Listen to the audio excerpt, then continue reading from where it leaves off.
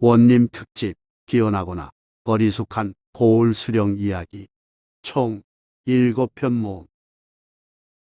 원님은 고을원을 높여 이루는 말이고, 원은 옛날에 각 고을을 맡아 다스린 지방관을 통틀어 이루는 말입니다. 백성에게는 높은 사람이므로 한 집안에서 훌륭한 인물이 많이 났을 때 원내고 좌수내고라고 말했으며, 무슨 기적적인 도움이 있어야만 이 일이 해결되리라 여겨질 때는 원을 만나거나 시주를 받거나라고 말했습니다. 원님 중에는 뛰어난 능력자가 있는가 하면 다소 어리숙한 사람도 있었기에 다양한 전설이 생겼는 바 7편을 묶고 장편 영상으로 만들었습니다. 아래와 같은 순서로 재생됩니다. 전설야담. 원님에게 장가 때 쓴 거지 총각. 옛날 어느 고을에서 나이 40이 되도록 장가가지 못한 총각이 사회에 불만을 품고 걸식하며 거지처럼 살아가고 있었습니다. 더구나 그 고을 사람들은 대부분 사또가 정치를 잘한다면서 나중에 선정비를 세워야 하지 않겠냐고 말했습니다.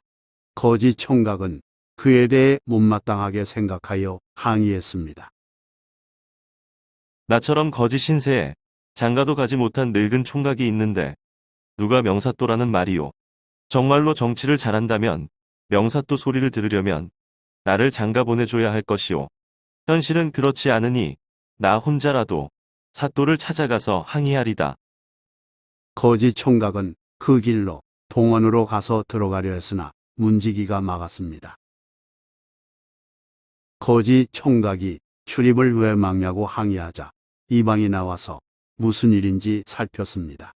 이방은 거지 총각의 말을 듣더니 어이없다는 표정을 지으며 그만 가라며 내쫓았습니다. 아이고, 고을 백성이 원님도 못 만나다니 분하고 억울하도다. 이런 원님이 도대체 무슨 명사또란 말이냐. 거지 총각이 자리를 떠나지 않고 난리를 피우자 담장 안에 있던 사또가 그 말을 듣고 크게 화를 냈습니다. 사또는 어떤 고얀 놈이 나를 욕하냐면서 나절에게 당장 잡아들이라고 명했습니다. 거지 총각은 기세등등하던 직전과 달리 천하의 불쌍한 표정과 처량한 모습으로 사또 앞에 대령했습니다. 사또는 거지 총각의 딱한 몰골을 보더니 화났던 마음을 누르고 다정한 목소리로 뭐가 불만이냐고 물었습니다. 부드러운 말에 긴장이 풀린 거지 총각은 엉엉 울면서 자기 꼴이 이러할진데 어느 누가 시집 오겠냐면서 사또 직권으로 짝을 맺어달라며 장가 좀 보내달라고 호소했습니다. 사또가 어불성설이라며 고개를 젓자 거지 총각은 하늘만 있고 땅은 없다면서 음양 이치를 모르는 자신을 구원해달라고 거듭 청원했습니다. 사또는 나절에게 명했습니다. 저놈이 선문답으로 나를 희롱하는구나. 저 고얀 놈을 옥에 가두어라. 장가 보내달라고 떼쓰다 옥에 갇힌 거지 총각은 억울한 마음에 자기 처지를 한탄했습니다. 다음 날 오후 우엠 여성 한 명이 감옥으로 끌려 들어왔습니다. 아침부터 계속 신세 타령하던 거지 총각은 뭔 일인가 싶어 상황을 지켜봤습니다. 여성은 산중에서 수도하는 몸이건만 무슨 죄로 자기를 옥에 가두냐며 항의했습니다. 그런데다 거지 총각을 보더니 여자 감옥이 아닌 남자 감옥임을 알고 그 역시 옥지기에게 따졌습니다. 옥지기는 여자 감옥이 꽉 차서 부득이한 조치라며 떨어져 앉아서 조용히 죄를 반성하라는 말과 함께 나가버렸습니다. 여성은 옥지기 뒤통수에 대고 자신의 답답한 심정을 말했습니다. 뭘 잘못했는지 죄명을 말해주지도 않고 생명부지 남자가 있는 곳에 가두다니 그 까닭이 뭡니까? 졸지에 한 곳에 있게 된 두 사람은 억울하기는 마찬가지인지라 함께 사또를 욕했습니다.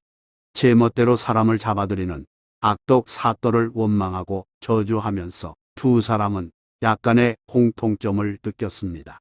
한바탕 소리를 친 뒤 여승이 거지 총각에게 잡혀온 이유를 물었습니다. 거지 총각이 대답했습니다.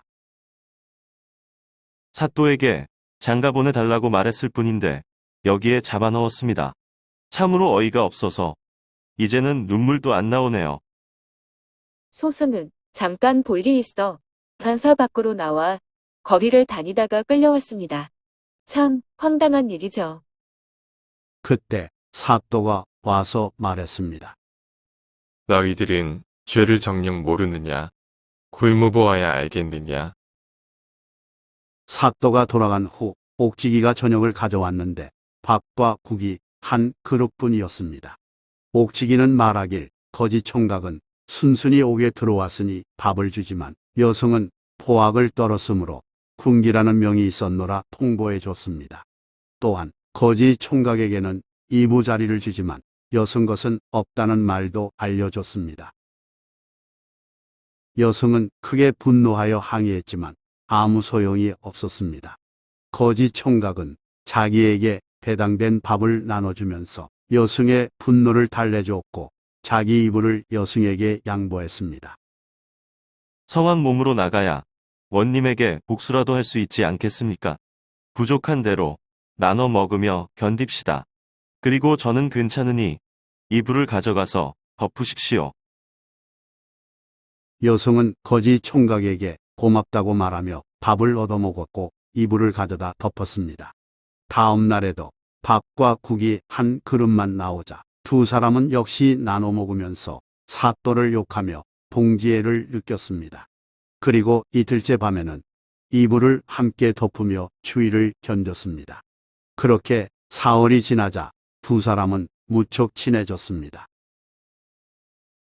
나흘째 되는 날 사또는 거지 총각을 따로 부른 후 감옥에서 많이 뉘우쳤냐면서 장가를 갔냐고 물었습니다. 그제서야 거지 총각은 사또의 의도를 파악하고 서로 연분을 느끼고 있다고 대답했습니다. 이후 사또는 여승을 불러 알아보니 죄가 없더라며 미안하게 됐다면서 풀어주었습니다. 여승이 관아 밖으로 나갔을 때 먼저 풀려난 거지 총각이 기다리고 있었습니다. 여성은 사찰로의 걸음을 포기하고 거지 총각과 함께 걸어갔습니다. 사또는 거지 총각이 장가 타령을 할 때 산사에 들어간 일을 후회하며 종종 거리로 나오는 여승이 떠올라서 이런 일을 꾸몄던 것입니다. 일반적으로 힘든 환경에서는 동지애가 생기기 마련입니다. 감옥에서 거지 총각은 억울한 처지인 상대에게 연대감을 느꼈고 여성은 거지 총각의 배려에 감동하여 마음이 끌렸습니다. 음식을 나눠 먹고 한 이불을 덮고 자면서는 남녀 연정도 생긴 바 두 사람은 자연스레 인연을 확신하게 됐습니다. 전설야담, 살아서는 진천, 죽어서는 용인. 옛날에 충청도 진천에 사는 사람과 경기도 용인에 사는 사람이 같은 날, 같은 시각에 죽었습니다. 두 사람의 혼령은 저승사자를 따라 이 세상을 떠나 황천강 건너 저승으로 갔습니다. 한나란시에 죽었지만 걸음에는 차이가 있어서 진천 사람이 먼저 저승세계에 들어갔고 이어 용인 사람이 도착했습니다. 잠깐, 어디 좀 보자. 그런데 염라대왕은 용인 사람을 보더니 그냥 돌아가라고 말했습니다. 저승사자가 추천석이라는 동명이인을 2명 데려왔는데 그중 한 명은 아직 때가 아니었던 것입니다. 뜻밖의 희소식에 용인 추천석 홀령은 불이 나게 살던 곳으로 돌아갔습니다. 하지만 자기의 육신은 이미 땅에 묻힌 상태였습니다. 이래 어쩐다. 용인 추천석 홀령은 잠시 서성이다가 자기보다 먼저 저승세계로 들어간 진천 추천석이 생각났습니다. 하여 재빨리 진천으로 가보니 다행히 그의 육신은 아직 매장하지 않은 상태였습니다. 용인 추천석 홀령은 기쁜 마음에 앞뒤 생각하지 않고 일단 진천 추천석의 몸으로 들어갔습니다. 으허, 다시 살아났어. 장례 절차를 밟던 사람들은 크게 놀라워하면서도 다시 살아났다는 사실을 기적으로 생각했습니다. 그렇지만 기쁨도 잠시 되살아난 사람과 유적이 될 뻔했던 사람들은 서로 큰 혼란을 겪었습니다. 죽었다가 되살아난 용인 추천석이 자신에게 반갑다고 인사하는 사람들을 전혀 알아보지 못했기 때문입니다. 누구신지요? 몸은 진천 사람이지만 홀령은 용인 사람인지라 부활한 용인 추천석은 자기 주변에 있는 진천 추천석의 가족 및 친지를 누가 누구인지 도통 알 수 없었습니다. 여보게, 나를 모르겠는가? 친척이 그를 붙들고 정색하며 말해도 그저 미안하다는 말밖에 할 수 없었습니다. 용인 추천석은 진천 가족에게 가볼 데가 있다고 말한 후 용인 자기 집으로 길을 떠났습니다. 그렇지만 용인에 있는 가족들도 얼굴과 몸이 전혀 다른 사람을 알아보지 못했기에 식구 대접을 해주지 않았습니다. 이상하게 생긴 사람이 얼마 전 죽은 추천석이라고 주장하니 모두 황당하다는 반응을 보였습니다.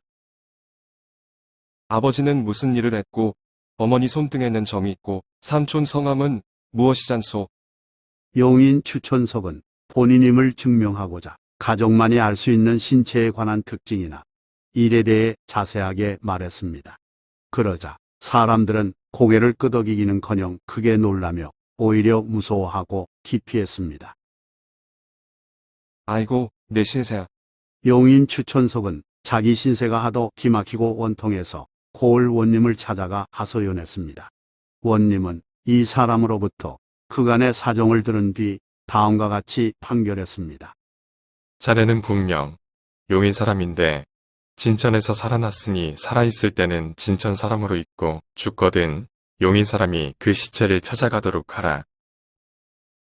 이에 연유하여 살아서는 진천, 죽어서는 용인이라는 속담이 생겼습니다. 문자 그대로 살았을 때는 진천에 머물고 죽어서는 용인에 묻힌다라는 뜻입니다.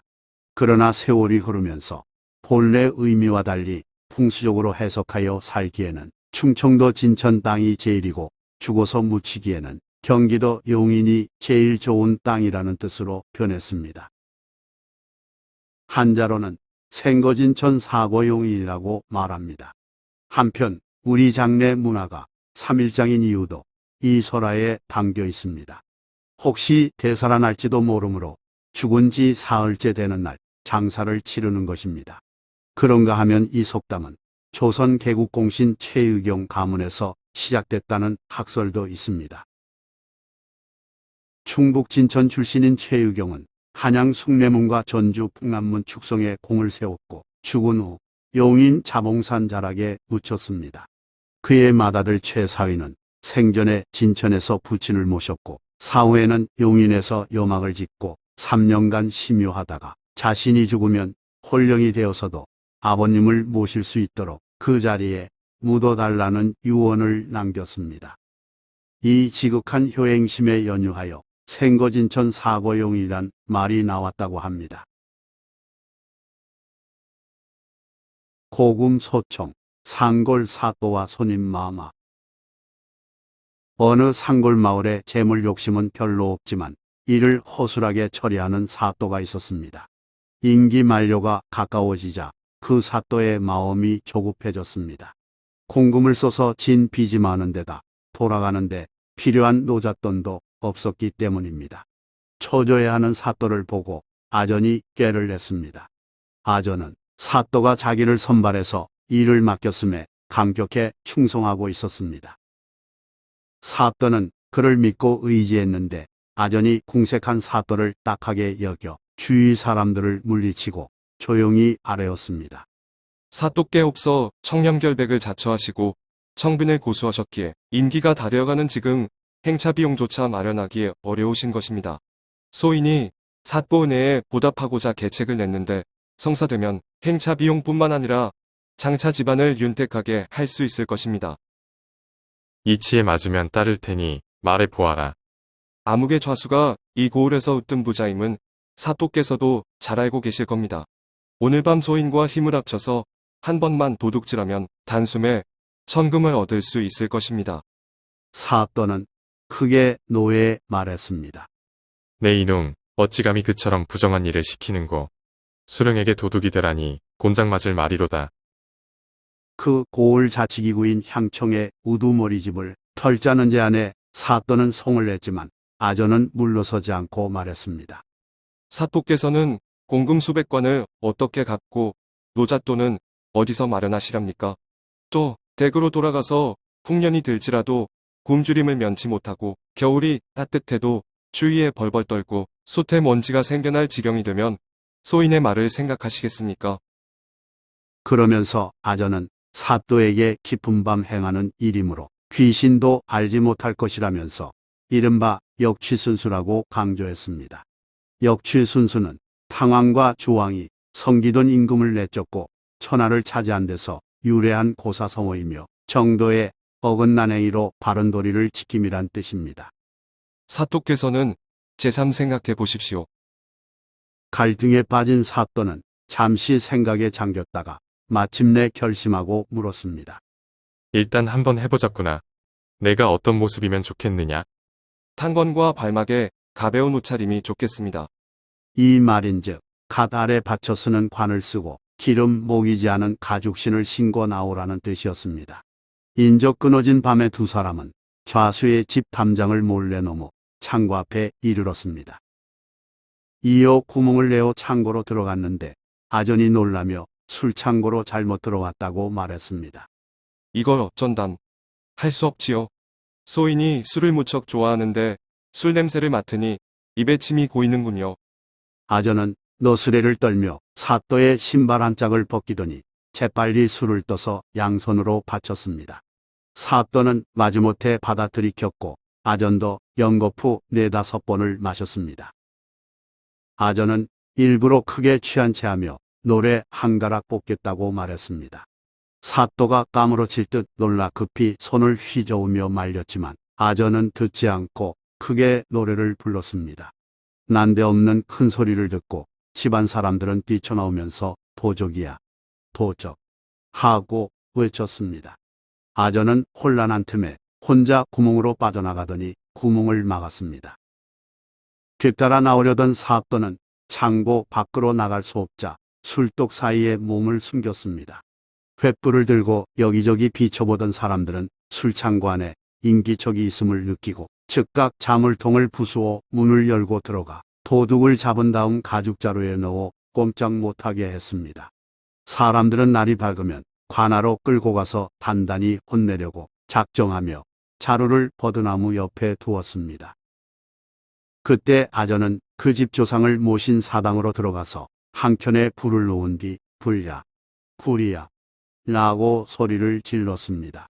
좌수집 사람들이 불을 끄기 위해 사당으로 몰려가자 뒷방에는 좌수의 아버지인 90살 노인 혼자만 남았습니다.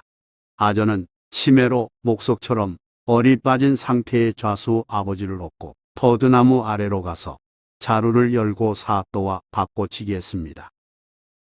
호겁지겁 도망쳐 관아에 돌아온 사또가 불같이 화내자 아전은 비로소 일이 이루어졌다면서 지금 즉시 그 집에 사령들을 보내어 가죽 부대를 메고 와 옥에 가두라고 건의했습니다. 내일 아침 관하로 좌수를 불러들인 뒤 좌수 앞에서 가죽자루를 풀어 아버지를 가둔 불효로 죄를 다스려 칼을 씌워 옥에 가두십시오. 그리고 이리저리 하면 천금을 얻을 수 있을 것입니다. 사또는 그 말을 따랐습니다. 이튿날 아침 사또는 좌수를 불러 간밤에 잡힌 도둑을 엄하게 다스리겠다고 말하고는 사령을 시켜 자루를 갖고 오게 했습니다.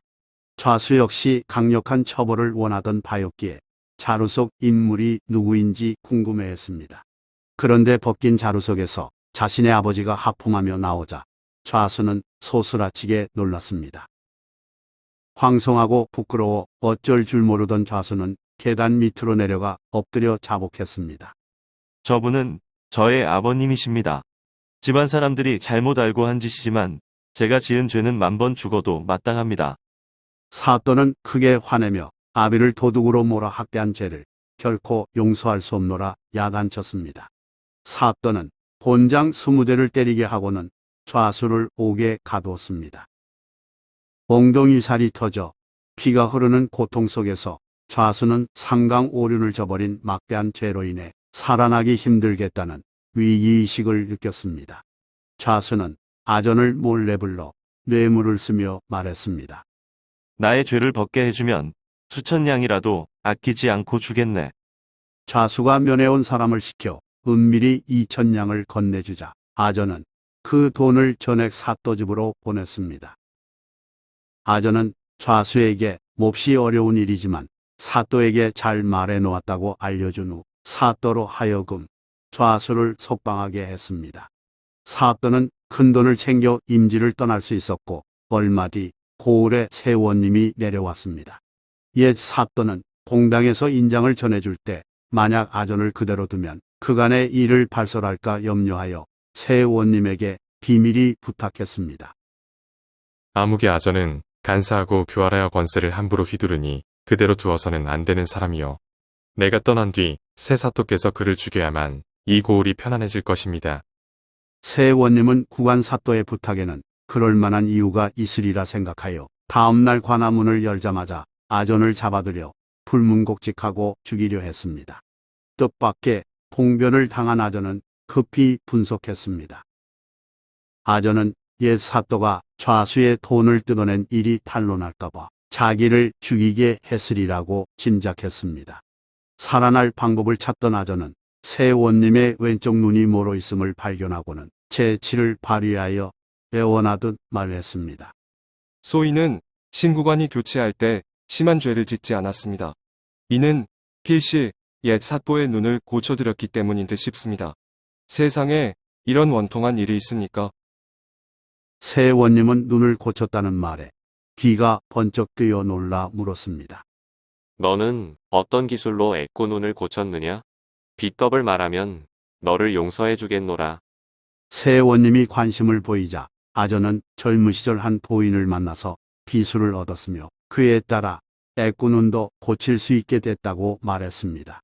사또는 아전의 결박을 풀어주면서 자신의 애꾸눈도 고쳐달라고 부탁했습니다. 아전은 원님의 눈을 바라보더니 이따 밤에 자신의 집으로 오면 신묘한 비법으로 치료해 주겠노라 약속했습니다. 원님은 날이 저물자 평상복으로 갈아입고 혼자 관할을 나섰습니다. 아전은 문 앞에서 기다리고 있다가 원님을 뒷방으로 맞아들여 좋은 안주와 함께 술상을 올렸습니다. 술 기운이 좀 오르자 원님이 말했습니다. 밤이 깊었으니 슬슬 치료를 시작함이 어떻겠느냐? 아전은 예의하더니 잠시 후 암송아지 한 마리를 끌고 방 안으로 들어왔습니다. 깜짝 놀란 원님이 웬 송아지냐고 묻자 아전은 진지한 표정으로 말했습니다. 이게 신령스러운 처방입니다. 이놈과 한 번만 운우를 행하시면 눈은 저절로 치료될 것입니다. 원님이 그 말을 믿지 않고 일어나려 하자 아전은 마치 예상했다는 듯 호웃으며 말했습니다. 옛 사또께서 소인을 죽이려 한 것도 이 때문이지요. 그 말에 눈을 동그랗게 뜬 원님은 그제야 이해했습니다. 그래도 원님이 반신반의하며 망설이자 아전은 눈을 딱 감고 한 번만 행하면 눈을 뜰 수 있게 된다면서 제3 독촉했습니다. 술 기운이 오른 상태의 원님은 눈을 고치고 싶다는 간절함에 송아지 뒤로 다가가서 마침내 일을 벌였습니다. 송아지는 소리쳐 울며 발버둥 쳤고 원님은 어렵사리 보리를 맞췄습니다. 아전은 대문 밖에서 원님을 배웅하며 이렇게 말했습니다. 소인이 내일 아침 관아에 나가 사또를 뵙고 축하 인사를 드리겠습니다. 부디 석잔 술만으로 푸대접은 말아주십시오. 관아로 돌아온 원님은 기대감으로 인해 잠을 이루지 못했기에 뜬 눈으로 아침이 되기를 기다렸습니다. 드디어 아침이 되자 원님은 거울을 들고 얼굴을 비춰 보았습니다. 그러나 왼쪽 눈이 보이기는커녕 하룻밤을 못 잔 탓인지 오른쪽 눈까지 침침했습니다. 속았다고 생각해 분통이 터진 원님은 종들을 보내어 아전을 잡아오게 했습니다. 이에 종들이 문을 나섰는데 때마침 아전이 관아로 다가오면서 큰 소리로 외쳤습니다. 얼른 대문을 열어라. 사또나리의 만하님 행차이니라. 아전 옆에는 울긋불긋 색실끈으로 콧뚜레를 하고 붉은 비단옷을 입은 암송아지가 있었습니다. 무슨 일인가 싶어 사람들이 몰려나왔고 아전이 비유적으로 상황을 알려주자 너도 나도 박장대소하고 웃었습니다. 온 고을이 웃음바다가 되고 추잡한 소문이 퍼지자 새 원님은 너무 부끄러운 나머지 내원에 틀어박혀 있다가 며칠 뒤 밤을 틈타 한양으로 도망쳤다고 합니다. 인간 유형은 다양합니다. 도움받고도 은혜를 원수로 갚는 사람, 때를 써서 남의 재물로 자기가 생색내는 사람, 한쪽 말만 듣고 편견으로 섣불리 판단하는 사람은 우리 주변에서도 간혹 볼 수 있습니다만 어찌됐든 이 이야기에서는 괴쟁이가 나머지 두 사람을 눌렀습니다. 그래서 사람은 머리를 쓰며 살아야 하나 봅니다. 이왕이면 좋은 쪽으로. 전설야담, 어하둥둥 내 사랑, 관영어 어원. 전라도와 인접한 경상도 어느 고을에 양반 김씨 집안에 늦도록 자식이 없었습니다. 하루는 남편이 부인에게 이렇게 말했습니다. 공자의 아버지도 아들이 없어 부인과 이구산에 가서 치성을 드려 아들을 낳았다 하니 우리도 이 고을 영산인 지리산에 가서 산신령께 아들을 점지해 달라고 빌어봅시다. 아내도 그러자고 하여 부부는 같이 지리산으로 가서 100일 기도를 드렸습니다. 100일 기도가 끝나는 날 저녁 부부는 깜박 잠이 들었는데 그때 똑같은 내용의 꿈을 꾸었습니다. 상서로운 청룡이 몸에 달려드는가 싶더니 어느 사이 스며드는 꿈이었습니다. 그달 태기가 생기더니 10달 뒤 옥동자를 낳았습니다. 부부는 기쁜 마음으로 아이를 키웠지만 이렇듯 부모의 각별한 사랑을 받으며 태어난 아이는 어린 시절 큰 시련을 겪었습니다. 3살 때 아버지가 죽고 가세가 급격히 기울었으며 8살 때 어머니가 죽는 불행이 일어났으니까요. 보살펴줄 사람 하나 없는 상황이 된 아이는 떠돌아다니며 살아가는 거지가 됐습니다.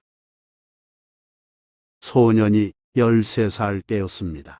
그 고을 원님이 아정과 관속을 거느리고 마을을 시찰하던 중 우연히 소년을 보았습니다. 원님이 소년을 불러 이런저런 말을 걸며 행색과 품성을 살펴보니 의복은 남루하나 얼굴은 잘생겼고 나름 재치 있고 늠름한 태도를 보였습니다. 원님은 소년을 데리고 와 집에 두고 심부름을 시켰습니다. 소년은 심부름을 곧잘 하면서도 틈나는 대로 원님 아들이 글을 배우는 글방에 가서 어깨너머로 글을 익혔습니다. 글을 배운 뒤 소년의 재주는 한층 빛을 발했기에 원님은 그를 책실에 딸려 일을 돕게 했습니다. 책실은 고을원에 의하여 사사로이 채용되어 비서 일을 맡아보던 사람을 가리키는 호칭입니다. 원님을 비롯해 여러 아전들이 소년의 출중한 글재주에 감탄했습니다. 소년은 어느덧 18살 총각이 되었습니다. 원님은 자기 아들을 먼저 결혼시킨 후 아들처럼 아끼는 김씨 총각도 결혼시켜 주어야겠다고 생각했습니다. 마침 이방에게 홍기 접어든 딸이 셋 있기에 원님이 이방에게 타진했습니다. 김총각을 사위로 삼으면 어떻겠는가? 이방은 집에 가서 의논해 보겠노라 대답했습니다. 이방이 아내와 딸들에게 원님이 했던 말을 전하니 큰딸과 둘째 딸은 가진 것 없는 비롱거지라서 싫다는 반응을 보였습니다. 이때 16살 셋째 딸은 언니들이 싫다면 자신이 그에게 시집가겠노라 말했습니다.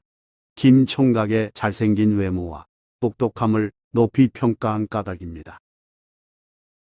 이방은 얼굴 예쁘고 성격 활달한 셋째 딸을 가장 사랑했기에 김 총각과의 혼인을 허락하지 않고 말렸습니다. 이방이 너는 아직 어려서 안 된다 라고 말하자 셋째 딸은 큰언니처럼 20살까지 늙히겠다는 말이냐며 다시 한번 자기 의지를 밝혔습니다. 어머니마저 말리자 셋째 딸은 자신이 시집가는 것이라며 허락해달라고 부탁했습니다. 이방 부부는 셋째 딸의 강한 고집을 잘 알기에 반대한들 마음에 상처만 더할 뿐이라는 생각이 들어 마침내 그 뜻을 받아들였습니다. 이방은 원님에게 가서 김 총각을 셋째 딸의 배필로 삼겠다고 말했으며 서둘러 큰딸과 둘째 딸을 혼인시켰습니다. 이방은 집 없는 김 총각을 대릴 사위로 삼으려고 마음먹었습니다. 하지만 원님은 이방에게 사위를 거느리고 사는 것보다 분가시키는 것이 좋지 않겠느냐고 말하면서 손수 초하 삼간을 마련해 주었습니다. 혼례를 치른 후 김서방 아내가 남편에게 말했습니다. 제가 무슨 꾀를 내서든 집안 살림을 꾸려나갈 테니 이제는 과거 공부만 하십시오. 김서방은 책실에 나가는 일을 그만두고 공부에 열중했습니다. 2년 뒤 이방의 세 사위가 모두 과거를 치렀는데 큰 사위와 둘째 사위는 낙방하고 막내 사위 김서방만 과거에 급제했습니다. 김서방이 서울에서 사흘 육아를 마치고 집에 돌아오는 날 원님은 사면육각 악공을 거느리고 나가 축하해 줬고 처가인 이방의 집에서는 음식을 장만하여 잔치를 베풀었습니다. 고을 관속들은 김서방과 친밀히 지내던 사이인지라 윗사람 아래 사령 가리지 않고 모두 나와 기꺼이 축하해 주었습니다. 다만 김서방의 동서 부부들은 체면상 어쩔 수 없이 나가기는 했으나 시기와 질투심에 불편한 기색을 감추지 못했습니다. 어쨌거나 잔칫날 분위기가 절정에 달했을 때 고을 관속들이 김서방 부인에게 노래를 권했습니다. 활달하고 쾌활한 성격의 부인은 둥둥 울리는 북소리를 듣더니 서슴없이 오아 둥둥 내 사랑, 오아 둥둥 내 남편, 소년 급제 영광이라 오아 둥둥 내 사랑 이라고 노래하며 덩실덩실 춤추었습니다. 사람들은 손뼉을 치고 웃었습니다. 오사화를 오아로 줄이고 북소리 둥둥을 더해 과거 합격 기쁨을 그렇게 표현한 것입니다.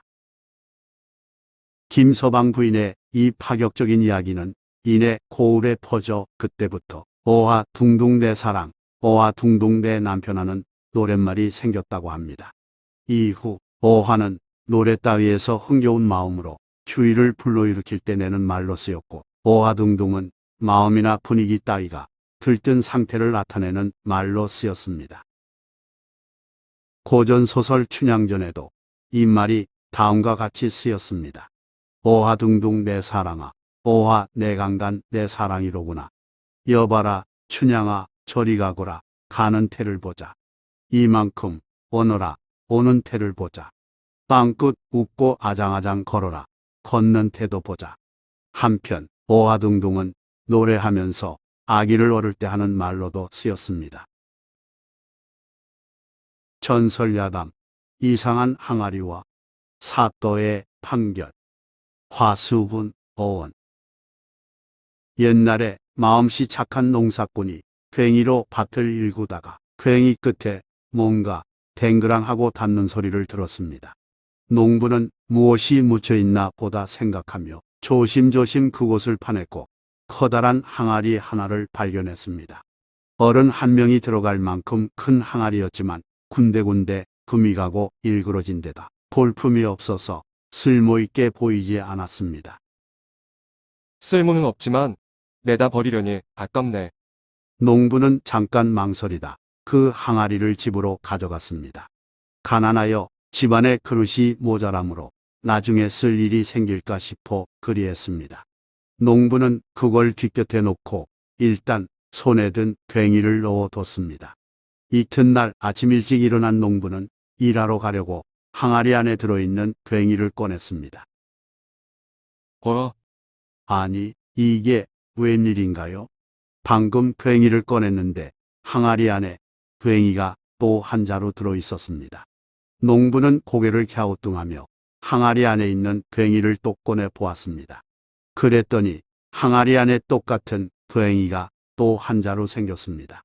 농부는 이후 몇 차례 더 해봤는데 같은 결과가 반복됐습니다. 혹시 화수분이 아닐까? 화수분은 어떤 것이든 넣기만 하면 꺼낼 때마다 하나씩 늘어나는 그릇을 이루며 진시황 때 하수분이 어원입니다. 만리장성을 쌓을 때 거대한 물통에 황하의 물을 담았는데 계속 써도 줄지 않는 느낌을 주기에 똑같은 물건이 끝없이 나오는 단지라는 뜻으로 바뀌었습니다.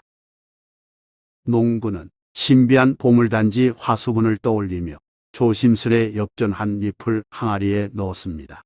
그런 뒤 엽전을 꺼내자 그와 동시에 항아리 안에 새로운 엽전 하나가 생겼습니다.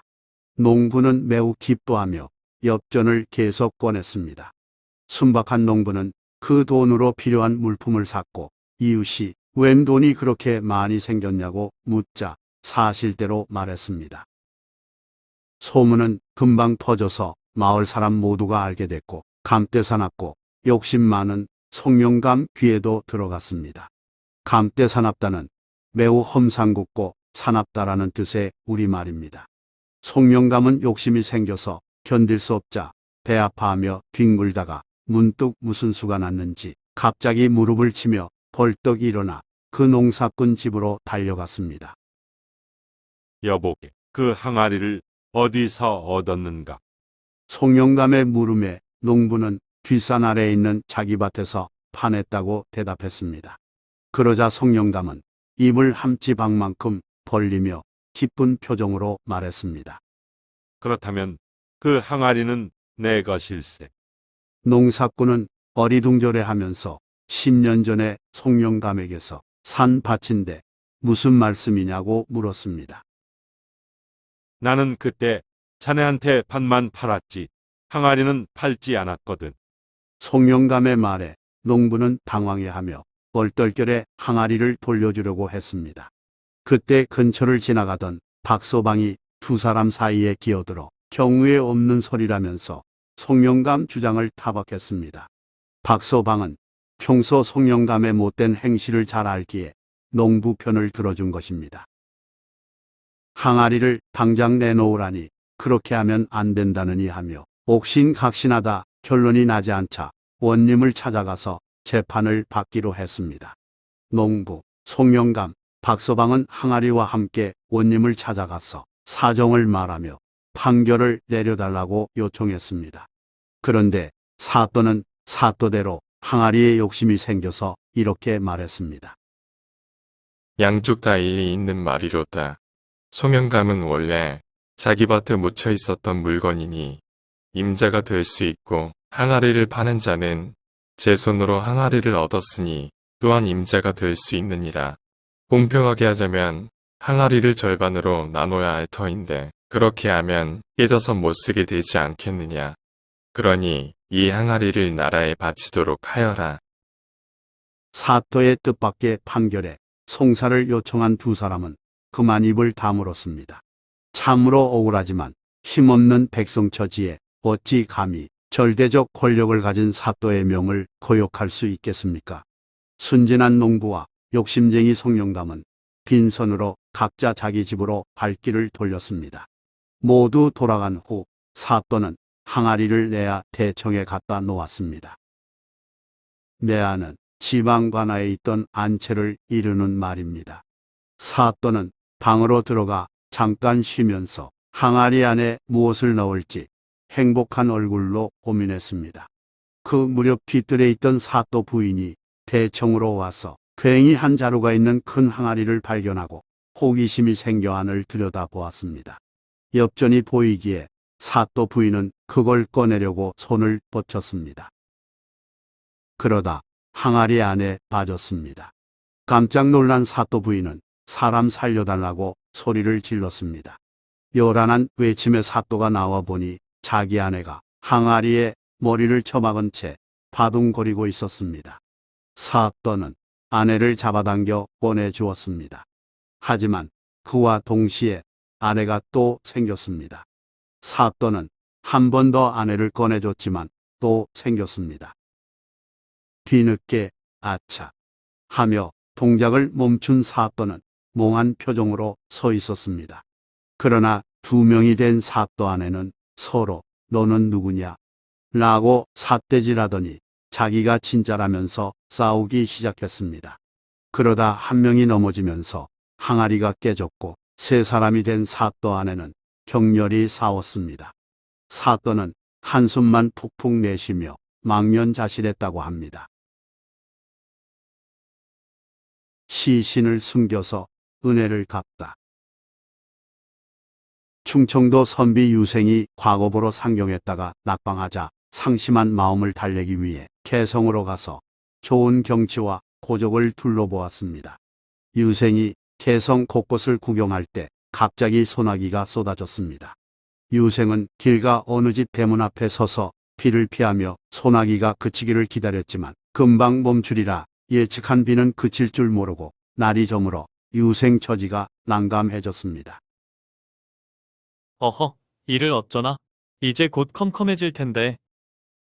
유생이 어쩔 줄 모르고 쩔쩔맬 때 그 집안에서 계집종이 나오더니 말했습니다. 어떤 손님이신지 모르겠으나 비가 계속 내리니 잠깐 안으로 들어와서 쉬시지요. 계집종의 권유에 유생이 조심스레 물었습니다. 이 댁 주인은 어떤 분이고 남자는 없느냐? 주인 어른은 행상을 나가서 타관에 계신 지 여러 해 지났습니다. 그 말에 유생은 살짝거리며 말했습니다. 주인 없는 집에 외간 남자가 들어가도 되겠느냐? 들어오시라는 마님의 분부신데 꺼릴 게 뭐 있겠어요. 이렇게까지 말하자 유생은 계집종을 따라서 안으로 들어갔습니다. 자색이 뛰어난 젊은 여인이 유생을 맞아들이며 말했습니다. 귀빈께서 오래도록 비를 피해서 서 계시는 모습이 심히 안타까워 감히 들어오시라 여쭈었사옵니다. 유생은 점잖게 담내 인사를 건넸습니다. 일면식 없는 사람에게 친절을 베풀어 주시니 몸둘 바 모르겠소이다. 이내 저녁상이 나와서 식사를 든 후에 두 사람은 촛불 옆에서 마주 앉아 이런저런 정담을 나누었습니다. 여인은 남편이 자리를 비워 몇 해를 홀로 지내서인지 잘생긴 사내에게 호감을 보였고 유생은 유생대로 아름다운 미녀에게 성적인 유혹을 느꼈습니다. 시간이 흐를수록 서로 마음이 동해 바짝 다가앉아 노닥거리다가 누가 먼저랄 것도 없이 슬쩍 손을 잡는가 싶더니 이내 잠자리에 들었습니다. 마른 땅에 비가 적시듯 두 사람은 한 몸이 되어 쾌락을 맛보았고 그렇게 아침을 맞이했습니다. 여인은 모처럼 만족한 시간을 보냈는지 유생에게 달콤하게 속삭였습니다. 바쁘지 않으시면 더 있다 가시지요. 급한 일이 있다 해도 그렇게 하리다. 유생은 이튿날이 되어서도 떠나지 않았고 어느덧 닷새를 넘겨 열흘이나 묵었습니다. 고리가 길면 밟히는 법이고 이웃 마을에 사는 집주인 친구가 그걸 알게 됐습니다. 그 친구는 집주인으로부터 장사 나갈 때 자기 집안일을 보살펴 달라고 부탁받은 바 있으므로 급히 기별하여 집으로 돌아오라고 전했습니다. 상인은 뜻밖의 소식을 접하고 밤낮없이 달려서 개성으로 돌아왔습니다. 밤중에 도착한 상인은 일부러 대문을 피해 조용히 담을 넘어 들어가 방 안 동정을 살폈습니다. 안에 혼자 있어야 할 방 안에 상투튼 산의 그림자가 보였고 둘이 마주 본 상태로 시시덕거리고 있었습니다. 분노가 치밀어 오른 상인이 문을 박차고 들어가자 돌연한 사태의 여자 얼굴은 하얗게 질렸고 유생도 겁에 질려 넋을 잃었습니다. 상인이 호령했습니다. 너는 웬 놈이기에 남의 집에 들어와서 감히 내 아내와 마주 앉아 있느냐?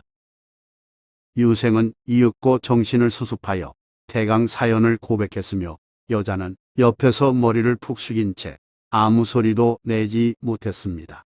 변명을 들은 상인은 아내를 노려보며 말했습니다. 내년이 죽을 죄를 저질렀으니 당장 죽여야겠다만 내가 멀리서 달려오느라 목이 타는구나. 얼른 가서 술과 고기를 사오너라.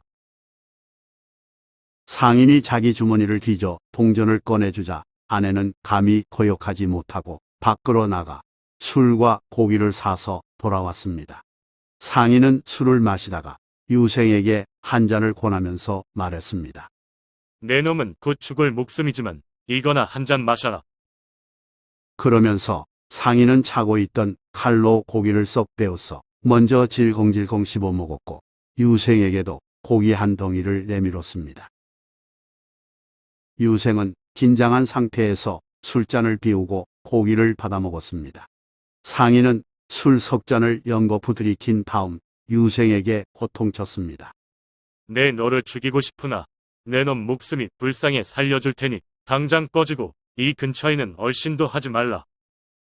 기사회생하게 된 유생은 황급히 고개 숙여 백패사제한 다음 행여 상인이 마음을 바꿀까 싶어 재빨리 내빼서 집으로 돌아갔습니다.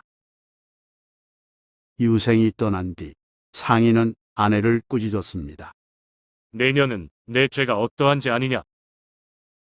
여인은 엎드려 흐느끼며 제발 살려달라고 빌었습니다. 이에 상인이 말했습니다. 오늘 마땅히 너를 죽여야 하지만 내 목숨이 불쌍해서 일단 내 머리를 남겨두겠노라. 그렇지만 이런 짓을 되풀이할 때는 용서 없이 처단할 터이니 그리 알라. 상인의 말에 아내는 머리를 조아리고 고마워했습니다. 상인은 아내에게 촛불을 끄고 조용히 누워있으라고 이른 다음 친구 집으로 향했습니다. 상인은 마치 지금 개성에 도착한 듯이 시침이 떼고 친구에게 물었습니다. 무슨 일로 내게 사람을 보냈는가? 자네 집에 외간 남자가 드나드는 자취가 있는 듯해서 기별을 했다네. 그랬군. 그자가 아직도 있을까? 아마도 그럴 걸세. 그렇다면 가서 확인해 봐야겠군. 상인은 친구와 함께 자기 집 앞에 도착했습니다. 아직 동트지 않은 시각이어서 대문이 잠겨 있었습니다. 상인은 계집종을 불러 문을 열게 하고 안으로 들어섰습니다. 상인은 집 구석구석을 뒤졌으나 아내와 계집종 이외에는 아무도 없었습니다. 친구는 자기가 오해한 것 같다며 상인에게 사과했습니다. 내가 잘못 알고 경솔히 기별했구먼. 바쁜 자네를 오게 해 참으로 미안하이. 그에 대해 상인이 이렇게 말했습니다. 아닐세. 착각할 수도 있는 일일세. 이게 다 우리 우정이 깊은 까닭에 자네가 통제해준 것이 아니겠는가. 그러니 그리 난처해 할 필요 없네. 젊고 예쁜 아내를 혼자 두고 나가 있자니 노상 마음이 안 놓이는 건 사실일세. 다음에도 혹시 실수할까 염려 말고 지금처럼 잘 보살펴 주시게. 나의 진정한 부탁이고 늘 자네를 믿고 있다네. 상인이 친구의 손을 잡으며 이처럼 부탁하자 친구는 감동한 얼굴로 알았노라 답하고 돌아갔습니다. 뜬 눈으로 누워있던 아내는 두 사람 대화를 모두 들었습니다. 곧이어 날이 새자 상인은 아내에게 훈계와 당부를 섞고 말했습니다. 사람은 누구나 한 번은 실수할 수 있으나 다시는 이런 일 없기를 바라오. 상인은 장사길을 떠났고 이후 여인은 사심없이 남편을 기다렸습니다. 한편 집에 도착한 유생은 자신의 허물을 반성하고 공부에 집중해 이듬해 봄 과거에 급제했고 몇 해 지나서 황해도 어느 고을 수령으로 나갔습니다. 어느 날 한 촌민이 자기 아비가 맞아 죽었다며 고발해 왔습니다. 소장을 살펴보니 송상 아무개가 촌민 아비와 말다툼하던 중 밀쳐 넘어뜨려 죽게 한 일이었습니다. 송상은 개성상인을 이르는 말입니다. 송상 아무개라. 아니 이 이름은 피고인 송상은 몇 해 전에 자신을 살려준 개성상인 바로 그 은인이었습니다. 예상치 못한 이름을 접한 원님은 잠시 생각에 잠겼습니다. 그 마을은 읍내에서 십리거리에 있었으며 원님은 검시하러 나가려다가 갑자기 머리가 아프다면서 다음 날로 미뤘습니다. 두통이 나서 어지럽구나. 날도 황혼이 임박했으니 내일 식전에 가도록 하자. 그날 밤 원님은 통인 중에 신복 하나를 은밀히 불러서 말했습니다. 나는 너를 남달리 생각하는데 나를 위해 어려운 일이라도 힘써주겠느냐? 사또께서 평소에 소인을 한 집안 식구처럼 대해주시오. 은덕이 하해와 같사온데 무슨 일인들 사야하오리까? 하인의 충성심을 확인한 사또가 물었습니다. 오늘 아무 마을에서 일어난 살인사건을 들었느냐? 예. 소인도 들었사옵니다. 사또는 하인을 쳐다보며 말했습니다. 내가 오늘 밤 몰래 그곳으로 가서 주검을 빼내고 돌을 달아서 마을 뒤편 방죽에 던져놓을 수 있겠느냐? 명하시는 대로 거행하겠나이다. 그럼 큰 개 한 마리를 잡아 짊어지고 가서 송장 대신 그 자리에 놓고 덮어 시체처럼 해두거라. 날이 밝기 전에 돌아오고 일절 입을 다물어야 할 것이니라. 알겠사옵니다. 염려 마옵소서. 그 즉시 출발한 통인은 분부대로 처리한 뒤 새벽녘에 돌아와 보고했습니다. 수고했구나. 가서 쉬거라. 아침이 되자 원님은 서둘러 현장으로 출동했습니다. 마을에 도착한 원님은 원고를 불러 신문한 뒤 형리로 하여금 검시하도록 지시했습니다. 형리가 죽음을 살피러 갔다가 금방 돌아와서는 쾌변이라며 보고했습니다. 혼이불 아래에 죽은 개 한 마리가 있다고. 사또가 짐짓 놀란 표정으로 묻자 형리는 그렇다고 답했습니다. 사또가 직접 가서 확인 점검한 후에 원고에게 따지듯 신문했습니다. 내 아비 시체를 감춰두고 죽은 개를 대신 놓아둔 까닭은 무엇이냐? 난데없는 일에 몹시 당황한 원고는 정신이 아득하여 한동안 침묵을 지키다가 한참 만에 입을 떼어 어이에 이런 병재가 생겼는지 도무지 모르겠노라 아뢰었습니다. 내가 필시 아비 시신을 다른 곳에 은닉하고는 죽임당했다고 무고하여 송상에게 진 빚을 떼먹으려는 수작이 아니냐? 다른 의도가 있는 것 아니냐는 사또의 추궁에 원고는 억울하다고 호소했습니다. 그러자 사또가 말했습니다. 내가 아무리 억울하다지만 지금 시체가 없는데 무얼 증거로 삼아 판결하겠느냐? 내가 시신을 찾아낼 때까지 기다려서 그때 엄밀히 조사하겠노라. 원님은 이런 사유를 감영에 보고한 후 통인에게 상을 후히 주고 자식처럼 대했습니다. 그 시골 백성은 시체를 끝내 찾지 못해 다시 광가에 와서 호소하지 못했습니다. 송상은 죽을 뻔한 위기를 면하고 옥에서 풀려났습니다. 하지만 어찌된 일인지 몰라서 혼자 의아하게 생각했습니다. 수령은 송상을 따로 불러 만나지 않았으므로 피차 소식이 막힌 채 세월이 흘렀습니다. 그 후로 7년쯤 지나서 유생은 다른 곳 수령을 거쳐 송상이 사는 곳에 이웃에 있는 고을 수령으로 부임했습니다. 수령은 어느 날 사람을 보내 조용히 송상을 오게 했습니다. 송상이 처음에 알아보지 못하자 수령이 아무 해에 있었던 일을 꺼냈습니다. 그때 자네가 대범하게 자비심을 베풀어준 덕분에 오늘 내가 이 자리에 있다네. 송상은 그제야 알아채고 깜짝 놀랐습니다. 송상은 과실치사죄에서 벗어난 사유도 뒤늦게 알았습니다. 송상은 감격하여 아뢰었습니다. 소인이 일찍이 사또의 생명을 구해드린 일이 인연이 되어 저번에 사또께서 소인의 목숨을 구해주셨군요. 이 은혜 실로 백골난망이올시다. 이후 두 사람은 서신을 주고받으며 늙음하게 이르기까지 왕래했습니다. 넘어져서 죽은 자는 안 됐으나 두 사람은 은혜를 주고받은 셈이 됐습니다. 전설의 아담, 토종 이재함과 이상한 지게꾼. 옛날 충청도와 경기도의 경계에 한나루라고 하는 큰 나루가 있었습니다. 이 나루는 경기도 쪽으로는 평택에 이어지고 충청도 쪽으로는 아산과 이어지는 나루터였는데 본래는 사람이 살던 마을이었습니다. 그렇다면 어찌된 일일까요? 여기에는 토종 이재함과 관계된 전설이 전해져 옵니다. 조선 왕조실록에 따르면 이재함은 일찍이 한양의 마포나루에 흙을 쌓아 언덕처럼 만들어 놓고 그 아래 굴을 팠으며 위에는 정자를 지었습니다. 밤에는 흙담 움막집 안에서 지내고 낮에는 토실 위로 올라가 살면서 청빈한 생활을 했기에 사람들은 그를 흙으로 지은 정자라는 뜻의 토종이라고 불렀습니다. 토종 이재함은 젊은 시절 서경덕의 문화에서 공부한 역량으로 천문, 지리, 음양, 술서 등에 달통했습니다. 남들보다 몸집과 키가 컸던 토종은 틈날 때마다 전국의 산천을 두루 다니며 명당과 길지를 살폈으며 1년 신수를 봐달라고 찾아오는 사람이 많아지자 스스로 볼 수 있는 토정 비결을 지었습니다. 토정이 1578년 충청도 아산영감으로 재직할 때의 일입니다. 어느 날 일찍 저녁 식사를 마치고 뜰을 산책하던 토정은 무심코 밤하늘을 쳐다보다가 깜짝 놀랐습니다. 이거 큰일 났구나. 토정의 탄식을 보고 곁에 있던 아전이 무슨 일이냐고 묻자 토정이 말했습니다.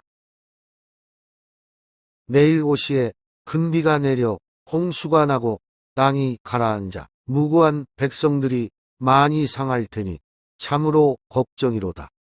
오시는 시계 바늘이 수직으로 있는 낮 12시 전후, 보다 구체적으로 말해 오전 11시 반부터 오후 12시 반까지를 이르는 말입니다. 그때 홍수라니 정말 큰일이었습니다. 토정은 이렇게 말한 뒤 지팡이를 짚고 홍수가 날 만한 곳으로 급히 달려갔습니다. 토정은 곤히 잠자고 있는 집집마다 돌아다니며 대문을 두드린 뒤 다급한 목소리로 외쳤습니다.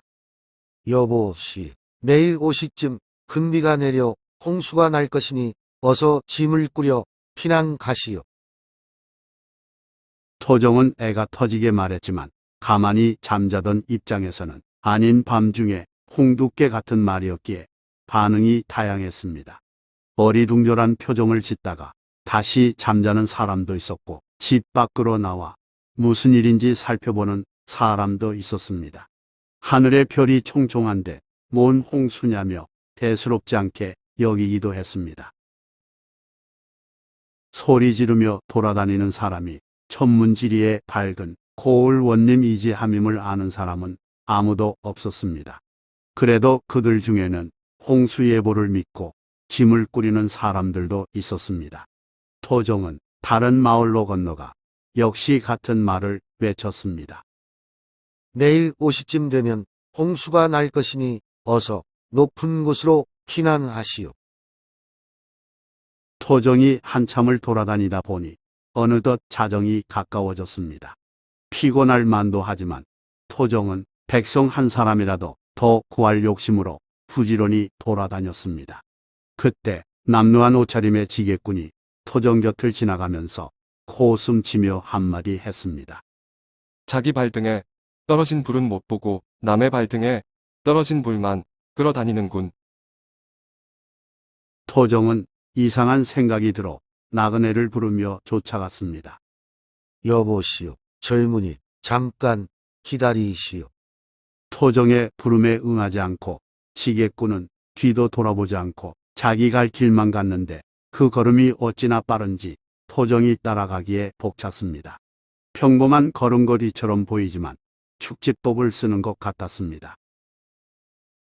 토정은 온 힘을 다해 부지런히 쫓아가면서 제발 거기에 멈춰달라고 부탁했습니다. 그제야 지게꾼은 잠시 서더니 토정을 기다려줬습니다. 허겁지겁 쫓아온 토정이 말했습니다. 잠깐만 기다리시오. 꼭 물어볼 말이 있어. 나도 갈 길 바쁜 사람인데 왜 이렇게 귀찮게 따라오며 자꾸만 물어. 지게꾼은 퉁명스럽게 말했지만 토정은 공손히 예를 갖춘 후 조심스럽게 말했습니다. 아무래도 범상치 않은 분 같으신데 조금 전에 제게 한 말씀이 무슨 뜻인지요? 그러자 지게꾼이 토정을 바라보며 말했습니다. 지금 당신은 남을 구하러 다닐 때가 아니오. 어서 자신의 위급함을 먼저 깨달으시오.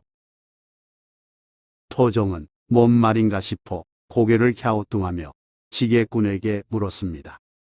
우둔한 저는 그 뜻을 깨우치지 못했으니 부디 자세히 일러주십시오.